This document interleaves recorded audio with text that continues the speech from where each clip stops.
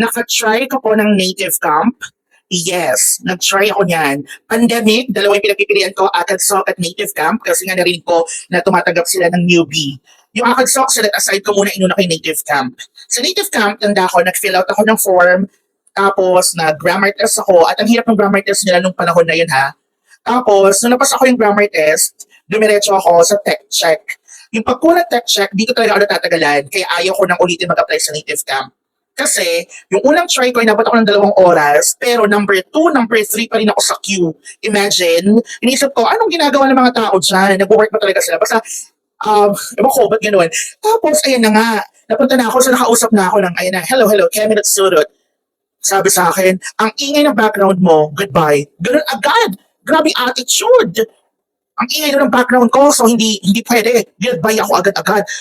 Hay, edi, hindi na ako nag-proceed. Kasi sabi ko, mag-antay naman ako. So, putulin na natin. Nakapagtrabaho na ako sa iba't ibang ESL company. Ngayon, di ba naghahanap ako kung saan pwedeng magdagdag pa ako. At ang dami nagko-comment, Teach Native Camp, ang dali lang ng process ngayon. So, sinubukan ko para mapatunayan ko at masabi ko sa inyo kung talagang mas madali na yung process nila ngayon. And masasabi ko, yes, mas madali na ngayon. Why? Ganun pa rin, fill out ang form. Next, grammar. English proficiency test na super dali. As in, super, super dali. Kahit elementary students yata, masasagot ko ng tama eh. So, nakapasa ako. Next, speaking test. Sa speaking test, walang taong kakausap sa'yo. Talagang computer lang. May mga scenario, babasahin mo, or sasagot ka sa questions. Meron din doon na may pictures na ipapaliwanag mo kung ano yung nangyayari. Again, this is speaking test. So, nag-try ako. Tapos may limit yung oras. So sabi ko, sige, go tayo. Naisip ko, nung nasa call center pa ako, yung assessment ng speaking, as long as inubos mo yung oras at malakas ng boses mo, carry na, kahit mali-mali pinagsasabi mo. So, in-apply ko yon. Kahit na, feeling ko, wala nang patutunguhan yung mga sagot ko, pero go, kailangan bawal huminto, bawal dead air, tapos napasa ko yung speaking test. Pero hindi siya super taas na score, parang nasa 7 to 7 lang yata ako. So nevertheless, makakapag-proceed na ako sa demo.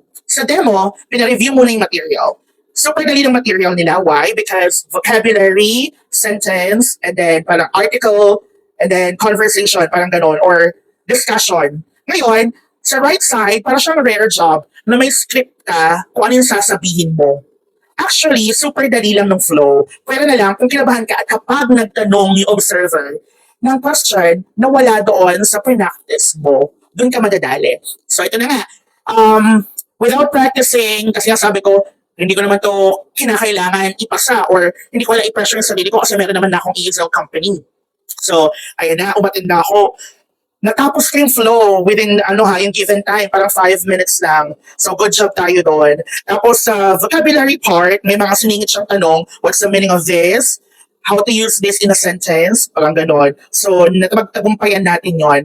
Ang hindi natin napagtagumpayan ay ito. Ito yung kanyang mga suggestions.